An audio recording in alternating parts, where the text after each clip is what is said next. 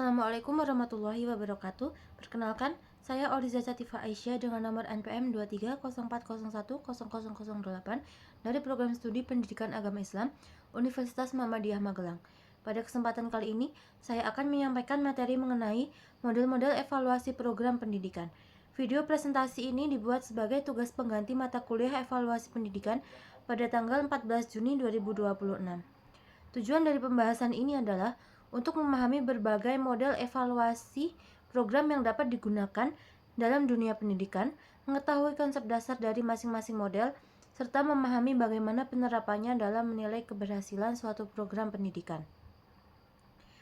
Evaluasi program merupakan kegiatan yang dilakukan secara sistematis untuk mengumpulkan, menganalisis, dan memberikan informasi mengenai suatu program agar dapat diketahui tingkat keberhasilannya, kelemahannya, serta langkah perbaikan yang harus diperbaiki. Dalam dunia pendidikan, evaluasi sangatlah penting karena sebuah program tidak hanya dinilai dari pelaksanaannya saja, tetapi juga dari proses, hasil, dan dampak yang diberikan terhadap peserta didik maupun lembaga pendidikan. Terdapat berbagai model evaluasi yang dikembangkan oleh para ahli. Setiap modelnya memiliki fokus dan pendekatan yang berbeda sesuai dengan tujuan evaluasi yang ingin dilakukan. Pada pembahasan kali ini akan dijelaskan 6 model evaluasi pendidikan, yaitu model evaluasi CIPP, model for level Kirkpatrick, model discrepancy profuse, model goal free evaluation, serta 2 model evaluasi lainnya. Yang pertama ada model evaluasi CIPP atau konteks, input, proses, dan produk. Nama model evaluasi pertama adalah model CIPP yang dikembangkan oleh Daniel L. Stafflebem pada tahun 1960-an, dan nama CIPP ini merupakan singkatan dari 4 komponen utama dalam evaluasi, yaitu konteks, input, proses, dan produk. Model ini bertujuan untuk memberikan informasi yang dapat digunakan sebagai dasar pengambilan keputusan dan perbaikan suatu program. Berbeda dengan evaluasi yang hanya melihat hasil akhirnya saja, model CIPP melakukan evaluasi secara menyeluruh mulai dari tahap perencanaan hingga hasil program. Komponen pertama yaitu konteks evaluation atau evaluasi konteks. Nah, evaluasi konteks ini bertujuan untuk mengetahui kebutuhan, masalah, serta tujuan dari suatu program. Pada tahap ini, evaluator melihat alasan mengapa program perlu dilaksanakan dan apakah program tersebut sudah sesuai dengan kebutuhan sasaran. Contohnya dalam pendidikan.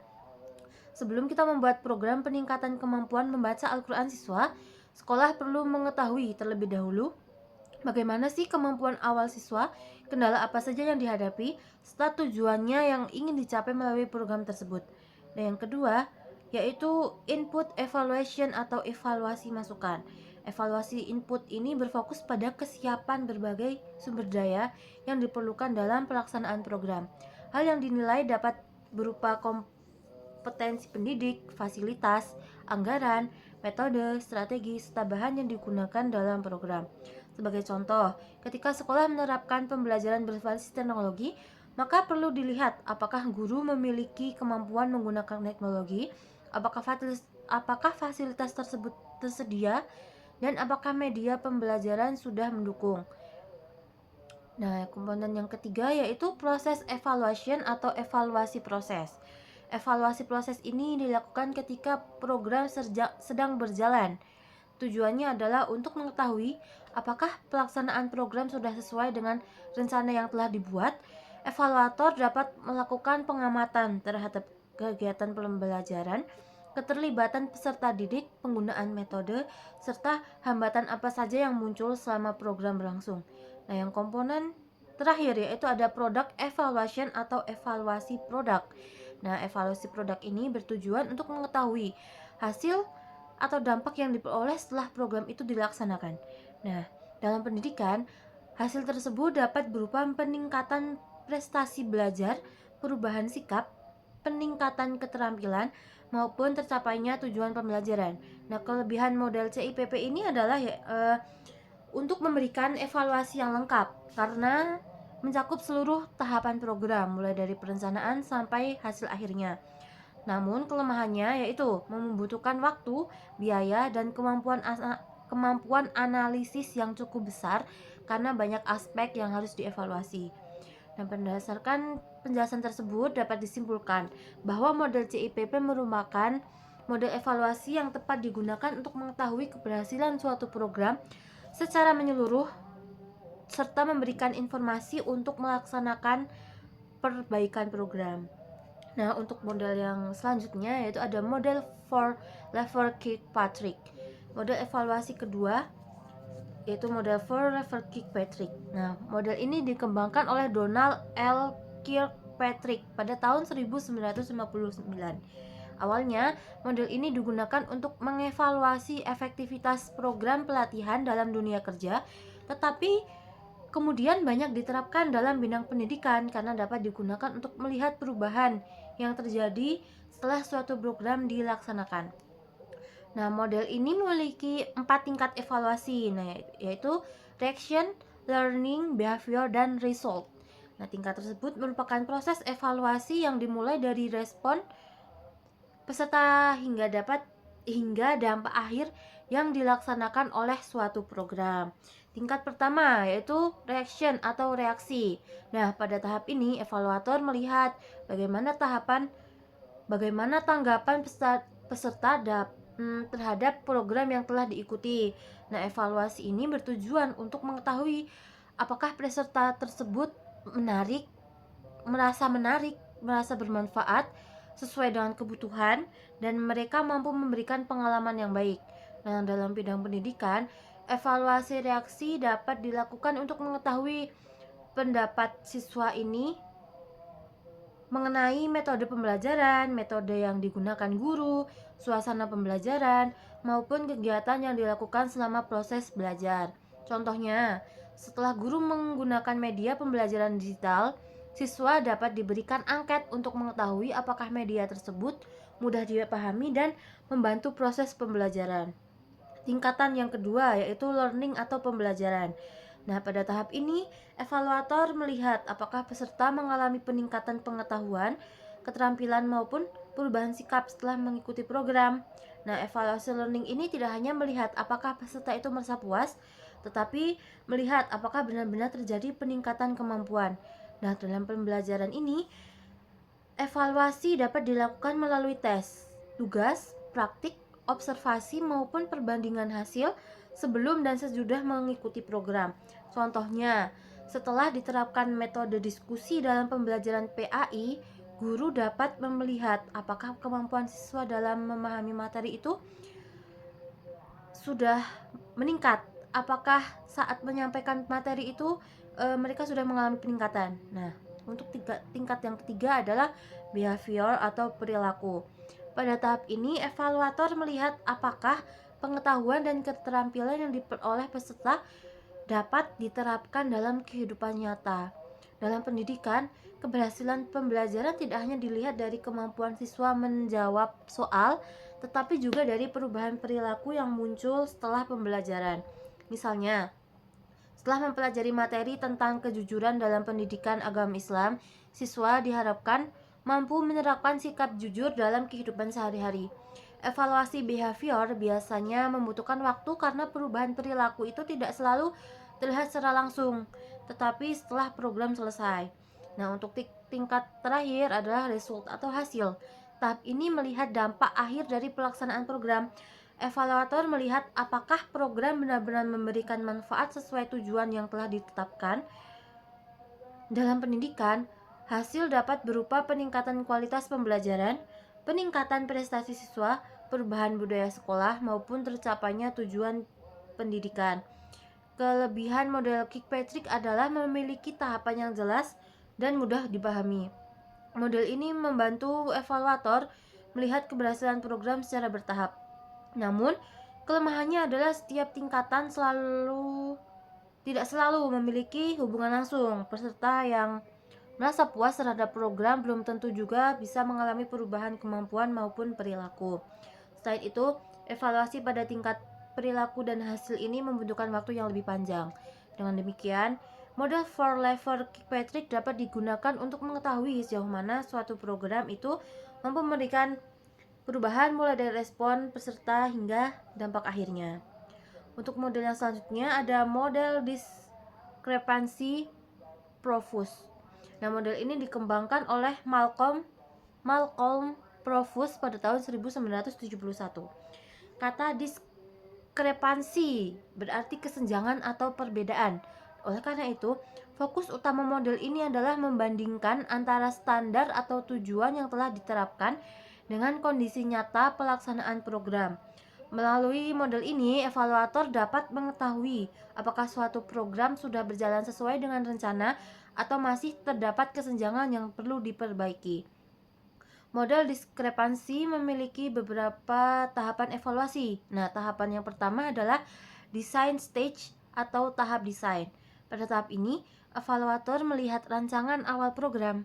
Hal yang diperiksa meliputi tujuan program, kegiatan yang dirancang, strategi pelaksanaan, serta sumber daya yang diperlukan. Dalam pendidikan, evaluator dapat melihat apakah tujuan pembelajaran ini sudah sesuai dengan kurikulum dan kebutuhan peserta didik atau belum. Nah, tahap yang kedua adalah installation stage atau tahap instalasi. Tahap ini bertujuan mengetahui kesiapan pelaksanaan program. Nah, evaluator melihat apakah seluruh komponen yang dibutuhkan sudah tersedia sesuai dengan perencanaan atau belum. Contohnya, dalam program pembelajaran, evaluator dapat melihat kesiapan guru, ketersediaan media pembelajaran, fasilitas sekolah, serta bahan ajar yang digunakan. Tahap yang ketiga adalah proses stage atau tahap proses. Nah, pada tahap ini evaluator melihat bagaimana program dilaksanakan. Evaluasi dilakukan untuk mengetahui apakah kegiatan berjalan sesuai dengan prosedur yang telah direncanakan atau tidak. Misalnya, apakah guru menerapkan metode pembelajaran sesuai rencana, apakah siswa mengikuti kegiatan dengan aktif, dan apakah terdapat hambatan selama proses berlangsung. Tahap terakhir adalah product stage atau tahap produk. Nah, tahap ini melihat hasil yang diperoleh dari pelaksanaan program. Evaluator membandingkan hasil nyata dengan standar yang telah ditentukan. Dalam pendidikan ini, hasil tersebut dapat berupa peningkatan kemampuan siswa, perubahan sikap, maupun tercapainya tujuan pembelajaran. Nah, kelebihan model diskrepansi profuse ini adalah mampu menentukan kelemahan suatu program secara jelas karena menggunakan perbandingan antara standar dan kenyataan. Model ini juga membantu lembaga melakukan perbaikan berdasarkan kesenjangan yang ditemukan. Namun kelemahannya yaitu model ini sangat bergantung pada standar yang digunakan. Apabila standar kurang tepat, maka hasil evaluasinya juga akan menjadi kurang akurat. Selain itu, model ini lebih berfokus pada kesesuaian program dengan standar, sehingga terkadang kurang memperhatikan faktor lain yang mempengaruhi keberhasilan program. Kesimpulannya, model diskrepansi profuse ini sangat berguna untuk mengevaluasi apakah suatu program telah berjalan dengan sesuai dengan tujuan yang telah direncanakan, serta menemukan bagian yang perlu diperbaiki. Oke, untuk model yang selanjutnya ada model goal free evaluation. Nah, model ini dikembangkan oleh Michael Scriven pada tahun 1970. Model ini memiliki pendekatan yang berbeda dibandingkan dengan model-model evaluasi yang lain karena tidak menjadikan tujuan program sebagai fokus utama dalam melakukan evaluasi. Pada umumnya, evaluasi dilakukan dengan melihat apakah tujuan yang telah dirancang dalam suatu program itu berhasil tercapai atau tidak. Namun, menurut Scriven, evaluator tidak seharusnya hanya melihat keberhasilannya saja berdasarkan tujuan yang telah dibuat, karena terkadang suatu program dapat menghasilkan dampak lain yang tidak direncanakan sebelumnya. Oleh karena itu, dalam model goal free evaluation, evaluator berusaha melihat seluruh dampak yang muncul dari suatu program, baik dampak positif maupun negatif, tanpa hanya berpedoman pada tujuan awalnya. Dalam pelaksanaan model ini, evaluator tidak diberitahu mengenai tujuan resmi dari program yang sedang dievaluasi, karena hal tersebut bertujuan agar Evaluator dapat melihat kondisi program secara lebih objektif dan tidak hanya mencari bukti keberhasilan sesuai target yang telah ditentukan. Sebagai contoh, sebuah sekolah melaksanakan program penggunaan teknologi digital dalam pembelajaran. Nah, tujuan utama program tersebut mungkin adalah meningkatkan hasil belajar siswa. Namun melalui pendekatan goal free evaluation ini, evaluator juga dapat menemukan dampak lain, seperti meningkatnya kemampuan siswa dalam menggunakan teknologi, meningkatnya kemandirian belajar, atau bahkan munculnya masalah seperti ketergantungan terhadap penggunaan perangkat digital seperti itu. Dengan demikian, model ini memberikan gambaran yang lebih luas mengenai manfaat dan dampak suatu program.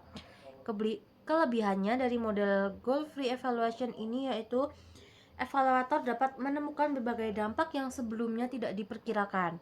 Nah, namun model ini juga memiliki kekurangan. Salah satunya adalah evaluator membutuhkan kemampuan yang tinggi untuk mengidentifikasi dan menganalisis berbagai dampak yang muncul.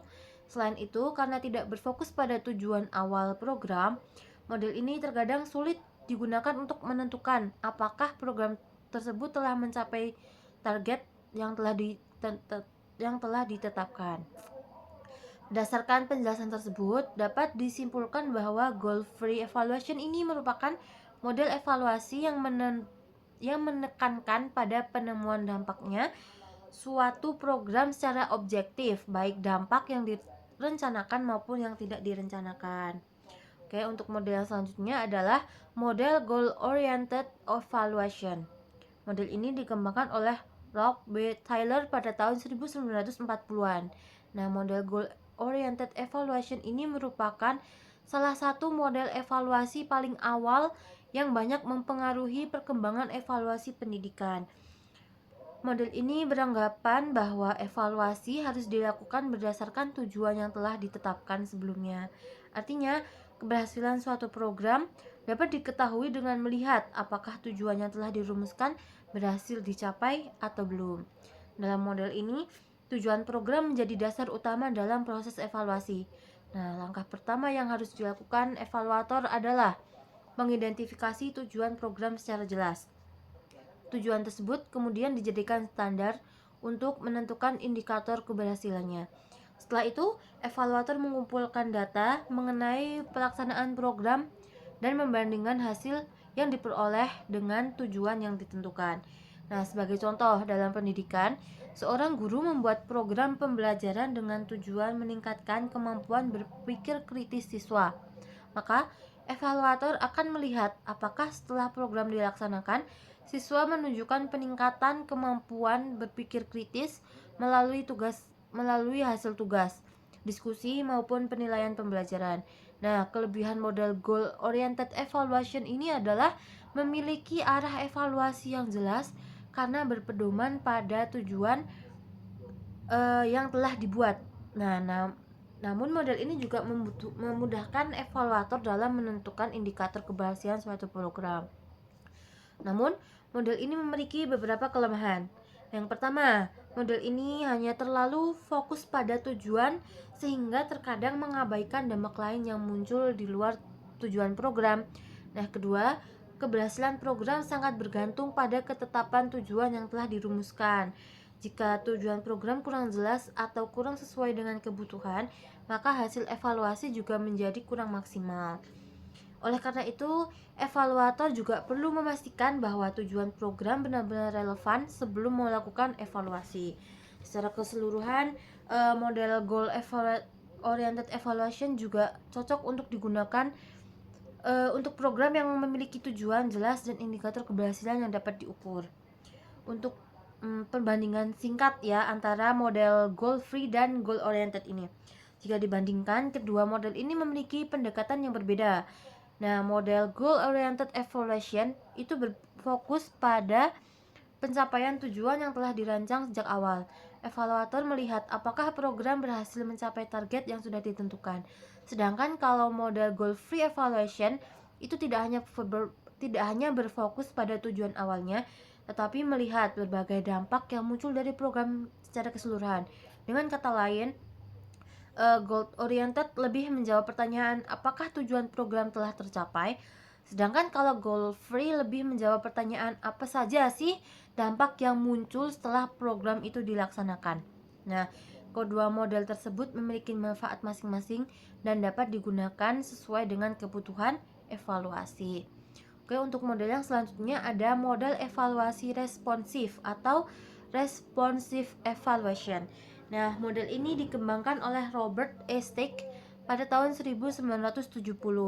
Model evaluasi responsif ini memiliki pendekatan yang berbeda dari model evaluasi yang hanya berfokus pada tujuan atau hasil akhir program. Nah, menurut Stick, evaluasi tidak hanya bertujuan untuk mengukur apakah suatu program berhasil atau tidak, tetapi juga harus memperhatikan pengalaman, kebutuhan, serta pandangan dari orang-orang yang terlibat dalam program tersebut. Nah, dalam model ini, evaluator lebih banyak memperhatikan kondisi nyata di lapangan dibandingkan hanya melihat dokumen perencanaan atau tujuan program. Oleh karena itu, model responsif disebut sebagai model yang berorientasi pada kondisi sebenarnya yang dirasakan oleh peserta program. Nah, dalam pendidikan, model ini dapat digunakan untuk mengevaluasi berbagai program sekolah dengan melihat bagaimana pengalaman guru, siswa, maupun pihak lain yang terlibat selama program berlangsung. Misalnya, sekolah menerapkan program pembelajaran berbasis proyek. Nah, melalui evaluasi responsif, evaluator tidak hanya melihat apakah nilai siswa meningkat, tetapi juga menggali bagaimana pengalaman siswa selama mengikuti pembelajaran, bagaimana kesulitan yang dialami guru, serta bagaimana tanggapan orang tua terhadap program tersebut. Nah, tahapan dalam model evaluasi responsif dimulai dengan mengidentifikasi berbagai permasalahan dan kebutuhan yang muncul di lapangan. Selanjutnya, evaluator mengumpulkan informasi melalui berbagai cara seperti observasi, wawancara, dokumentasi, maupun diskusi dengan pihak yang terlibat. Setelah data diperoleh, evaluator melakukan analisis untuk memberikan gambaran mengenai kondisi program secara nyata. Nah, ciri utama dari model responsif ini adalah adanya keterlibatan pihak-pihak yang terkait dengan program tersebut. Evaluator berusaha memahami berbagai sudut pandang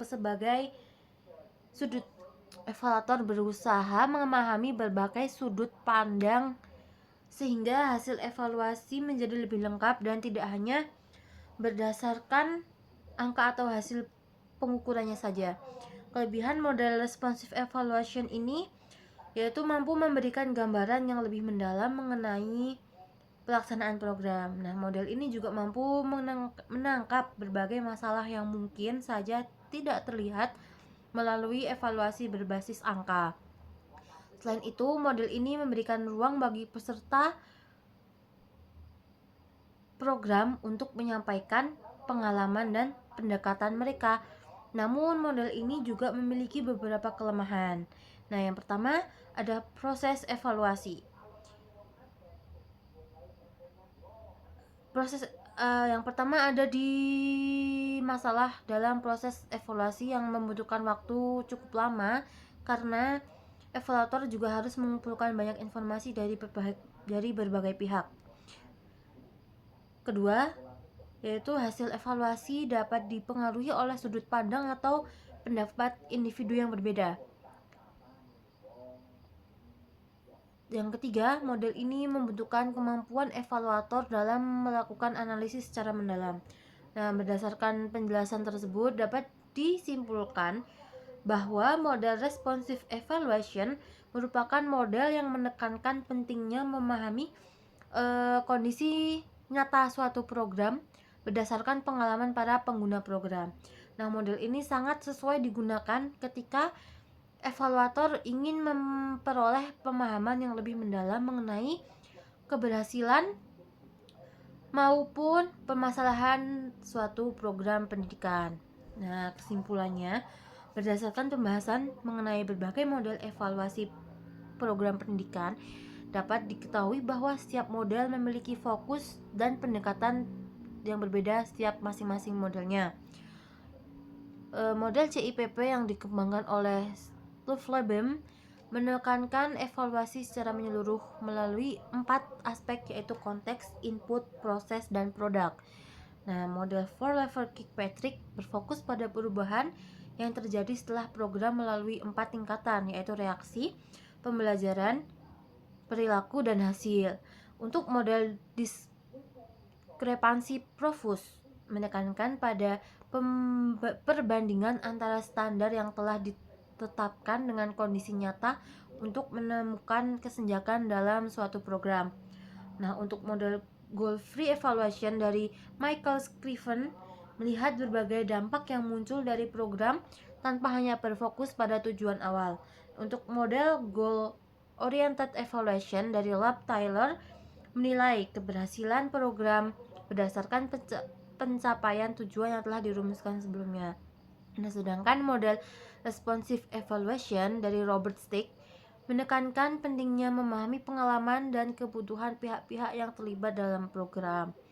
Dari berbagai model tersebut dapat disimpulkan bahwa tidak ada satu model evaluasi yang paling sempurna untuk semua program. Pemilihan model evaluasi juga harus disesuaikan dengan tujuan evaluasi, karakteristik program, sumber daya yang tersedia, serta kebutuhan lembaga yang melakukan evaluasi tersebut. Dalam bidang pendidikan, evaluasi program memiliki peran penting karena dapat memberikan informasi mengenai keberhasilan suatu program, sekaligus menjadi dasar untuk melakukan perbaikan agar kualitas pendidikan dapat terus meningkat. Nah, demikian pemaparan materi mengenai model-model evaluasi program pendidikan. Melalui pemahaman terhadap berbagai model evaluasi tersebut, diharapkan kita dapat mengetahui bahwa evaluasi bukan hanya kegiatan untuk menilai keberhasilan atau kegagalan suatu program, tetapi juga merupakan proses penting untuk melakukan perbaikan dan pengembangan program pendidikan di masa yang akan mendatang. Saya menyadari bahwa dalam penyampaian materi ini masih sangat terdapat kekurangan. Oleh karena itu, saya mengharapkan kritik dan saran yang membangun. Dan terima kasih atas perhatian dan kesempatan yang sudah diberikan. Wassalamualaikum warahmatullahi wabarakatuh.